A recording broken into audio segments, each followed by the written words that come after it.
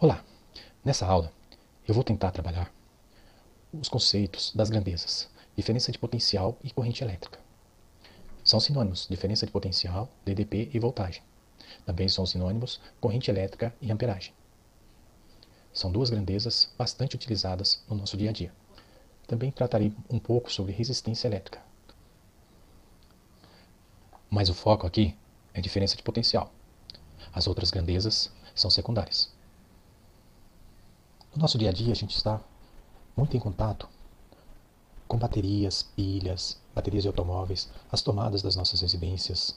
Né? Temos baterias de 9 volts, pilhas de 1,5 volts, baterias de automóveis de 12 volts, tomadas de 110 volts e 220 volts. E eu tentarei construir um modelo simples para facilitar o entendimento desses conceitos. Vamos lembrar um pouquinho das cargas. Nós temos na natureza cargas positivas ou cargas negativas. As cargas positivas são os prótons. E as cargas positivas elas têm uma forte repulsão entre elas. Ou seja, elas nunca querem ficar juntas. Então elas se repelem. Ok? Por outro lado, a gente tem as cargas negativas, que são os elétrons. E os elétrons também não gostam de ficar juntos. Eles se repelem com grande força. Os elétrons eles se afastam, vejam só. Eles se repelem bastante, assim como as cargas positivas.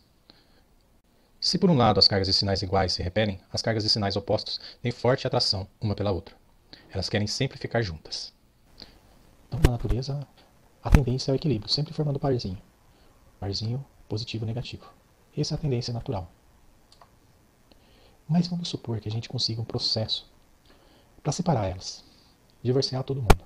Colocar todas as negativas de um lado e deixar uma grande concentração de carga positiva do outro lado. O que acontece? Aqui desse lado que só tem carga negativa, acontece uma repulsão muito grande, um desconforto muito grande. E aqui é a mesma coisa.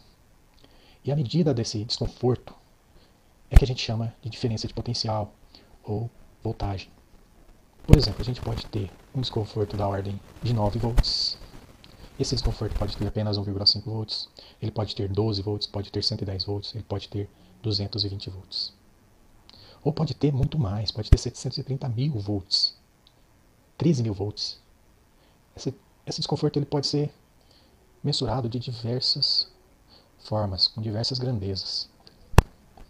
O que causaria, que tipo de elemento poderia fazer com que as cargas que querem ficar juntas se separem e fiquem com as cargas que não querem ficar juntas, com outros elétrons que eles odeiam?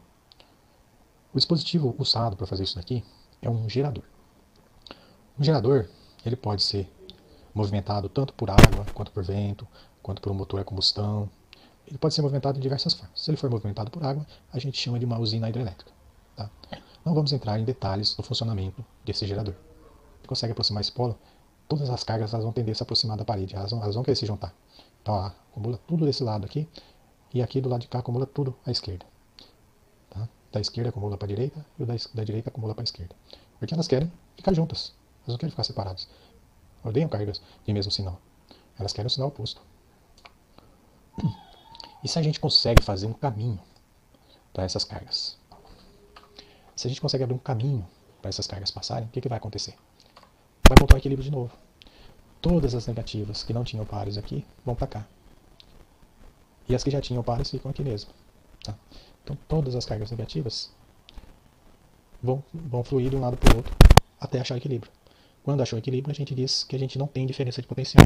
Ou seja, a diferença de potencial é zero. Se não tem diferença de potencial, não tem movimentação de cargas. Tá? Só há movimentação de cargas se a gente tem essa diferença de potencial. Ou seja, se a gente tem o desconforto. Se todo mundo estiver confortável, ninguém vai se movimentar. Isso aqui causa desconforto. Isso não. Ok? Vamos pegar o exemplo da bateria. Na bateria a gente tem também, num dos polos, a gente tem uma alta concentração de elétrons. No outro a gente tem uma baixa concentração. Não estou mostrando os elétrons aqui, mas desse lado também tem elétrons. Só que eles estão em números muito menores do que os prótons. Então esse lado, esse polo, ele está sedento por elétrons. E esse polo está cheio de elétrons. Então, a medida dessa diferença do número de elétrons desse lado e desse é o que a gente chama de diferença de potencial, que a gente representa pela letra V. E se a gente conseguir ligar esses dois pontos, daí a gente tem um fluxo desses elétrons passando para cá. Eu quis representar esse caminho que eles podem fazer, essa ligação entre os dois pontos. Vamos imaginar que a gente agora tenha uma forma desses elétrons que estão aqui fluírem para o lado de cá, do polo negativo para o polo positivo. Então vai lá. Ó, começou a movimentação, vão se movimentando. Observe que isso daqui eu estou querendo representar um equipamento, um eletrodoméstico, um motor, um computador, qualquer equipamento elétrico que a gente tem na nossa casa. Observe que quando os elétrons vão passar por esse equipamento, eles vão causar um trabalho. Vão fazer vamos dizer, esse ponteiro vermelho girar. Olha só. Tá vendo que ele girou 90 graus? Cada elétron que passar vai fazer ele girar 90 graus. Ok? Vamos tentar fazer mais rápido. Olha o caminho. E observe que agora eles vão se juntar os parzinhos aqui de novo, ó, até causar equilíbrio. Quando entrar em equilíbrio, acabou a bateria, não tem mais corrente. Está todo mundo confortável. Não tem mais desconforto, ou seja, não tem mais a diferença de potencial. Se não tem a diferença de potencial, você não tem fluxo de elétrons. Tá? Agora vamos soltar um pouquinho, que tem um outro conceito que eu gostaria de tratar nesse vídeo. Está vendo o caminho, esse fluxo de elétrons, indo do polo de maior potencial para o polo de menor potencial? Esse fluxo aqui, ó, esse movimento ordenado dos elétrons, a gente chama de corrente elétrica. Corrente elétrica é esse movimento ordenado dos elétrons de um polo de maior potencial elétrico para um polo de menor potencial. Sentido contrário. Olha os elétrons. Ó. Então, o caminho, né, o fluxo de elétrons é a corrente elétrica. Cuidado para não confundir corrente elétrica com potencial, diferença de potencial. A diferença do potencial é a medida do desconforto. E a corrente elétrica é o fluxo de elétrons. Esse fluxo ordenado aqui, ó, de elétrons passando. Tá? Mas não pensem que essa corrente ela é livre de empecilhos. Existe uma barreira à passagem desses elétrons. Essa barreira que a gente chama de resistência elétrica. Mas isso é assunto para um próximo vídeo. Para vocês terem uma ideia, vou mostrar um desenho que mostra isso. Essa resistência elétrica é como se fosse um gargalo assim, ó, que barra, que dificulta a passagem dos elétrons. Ou seja, você tem lá o desconforto que impulsiona o fluxo de elétron da esquerda para a direita, que está representado aqui pelo volt, é o desconforto que faz com que os elétrons venham de um polo para o outro. Ou seja, a voltagem que impulsiona o fluxo de elétrons. É a voltagem que impulsiona a corrente elétrica. Corrente elétrica e amperagem é a mesma coisa. Na verdade, ampere é a unidade para você medir a corrente elétrica. Então, por isso que está escrito como ampere, aqui, amp. Então, vamos voltar a fazer a corrente elétrica passando aqui pelo nosso condutor. O condutor é o sistema por onde passam os elétrons. Não são todos os materiais que são bons condutores. Ou seja, tem materiais que fornecem uma resistência tão grande que os elétrons não conseguem passar. Por exemplo, se você pegar um pedaço de plástico e conectar os dois polos, você não vai ter corrente elétrica, porque o plástico tem uma resistência muito grande à passagem. Ou seja, ele enforca muito a passagem, ele não deixa o elétron passar. Já tem materiais, como os metais, os mais utilizados, o cobre, o alumínio, o próprio ferro. Eles são muito bons, eles têm uma alta facilidade assim, para deixar os elétrons passarem de um polo para o outro. Para vocês terem uma ideia, eu vou colocar alguns exemplos desses materiais, como o fio de cobre ou alumínio. São muito utilizados no nosso dia a dia. Esses metais eles são ótimos condutores, eles fornecem uma resistência muito baixa à passagem dos elétrons. Por isso eles são chamados de materiais condutores. Ok? Lá na nossa casa, na tomada da nossa casa, a gente também tem essa diferença de potencial, ou seja, você tem uma alta concentração num dos polos da tomada, você tem alta concentração de cargas negativas, no outro polo, uma alta concentração de cargas positivas. Então, se você conseguir conectar esses dois polos, você tem uma corrente elétrica desse polo negativo, para o polo positivo. Ou seja, o polo de alta concentração de elétrons para o polo de baixa concentração de elétrons. Né? Ou você tem 127 volts, que aqui no Brasil a gente chama de 110, mas na verdade é 127. Ou você tem 220 volts. Mas o que acontece se a gente conectar os dois polos? Só com um pedaço de fio você pega e conecta os dois polos. Isso aqui não faça nunca na sua casa.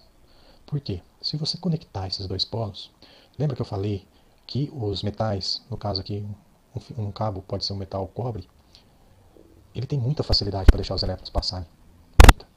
Se você conectar um fio entre os dois polos aqui, vai passar uma corrente quase que infinita desse polo para cá. Ou seja, vão passar muitos elétrons para cá. Eles vão passar, eles vão bater nas barreiras que tem no condutor, vão fazer aquecer o condutor e vai derreter, ou seja, vai causar uma explosão, uma pequena explosão no cabo. O cabo vai derreter, de tanto que ele vai esquentar, porque vão passar muitos elétrons. Lembrando que aqui a gente está dando exemplo com poucos elétrons, mas a quantidade de elétrons que a gente pode acumular, ela é muito, mas muito grande. Então não podemos jamais fazer esse tipo de conexão.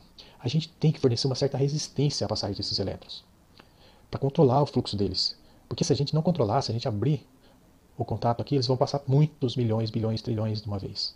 Isso aí é o que a gente chama de curto-circuito, que é aquela corrente infinita, passando um período muito pequeno, um segundo, um milésimo de segundo. Okay?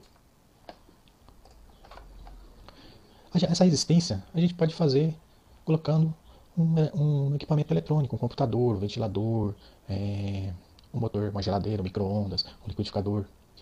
Dessa forma, o fluxo de elétrons vai ser controlado. Ele vai passar, vai encontrar uma resistência, ele não vai todo mundo de uma vez. Ele vai ser mais lento. Ele vai passar aqui e vai fazer um trabalho. Lembra lá da nossa maquininha? Deixa eu voltar. Lembra desse dispositivo aqui, que girava com a passagem dos elétrons? Então isso é a nossa resistência, ou seja, o nosso eletrodoméstico. É ele que controla esse fluxo. Vai ser um fluxo mais lento, vão passar muitos elétrons, mas vai ser mais lento do que passar numa situação de curto-circuito. Então eles vão passar, vão fazer um trabalho aqui, vão dissipar a energia, que a gente vê com os equipamentos elétricos. Eles aquecem.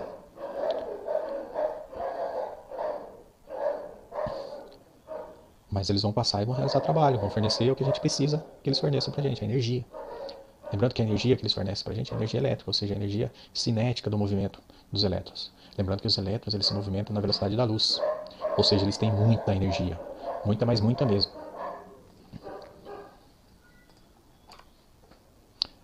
Então lá na usina hidrelétrica, ou seja, na geradora de energia elétrica, o gerador faz isso, ele concentra os elétrons num polo. Aí no outro polo, concentra cargas positivas. E você pega um desses polos lá na rede elétrica, no poste da sua rua, conecta a sua casa e conecta da sua casa ao outro polo. Ou seja, você faz essa conexão na sua casa. Aqui na sua casa tem geladeira, tem micro-ondas, tem todos os equipamentos eletrônicos e elétricos que tem na sua casa. Aí quando você faz essa conexão, todos esses elétrons vão passar por todos os equipamentos que estiverem ligados. Ou seja, eles vão passar pela casa e chegar aqui e se conectar com as cargas opostas, com as cargas positivas. Elétrons passando e se conectando com as cargas positivas. Esse é o fluxo.